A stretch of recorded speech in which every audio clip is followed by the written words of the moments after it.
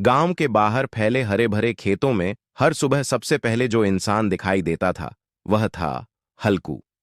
फटे कपड़े, सिर पर पुरानी टोपी और हाथ में कुदाल। सूरज निकलने से पहले ही वह खेत में पहुंच जाता।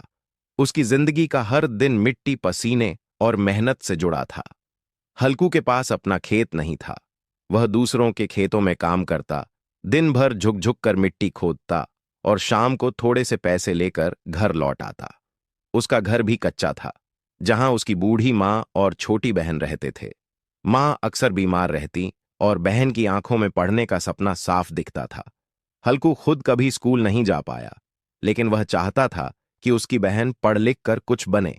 यही सोच उसे हर दिन खेतों में खींच लाती थी। जब हाथों में छाले पड़ते तब भी वह रुकता नहीं।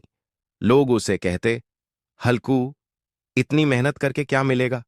वह बस मुस्कुरा देता और कहता, आज नहीं तो कल मेहनत रंग जरूर लाएगी।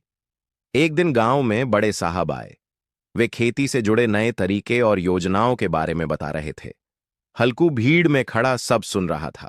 उसे पता चला कि सरकार मजदूरों को खेती की ट्रेनिंग और मदद दे रही है, ताकि वे खुद का काम शुरू कर सकें।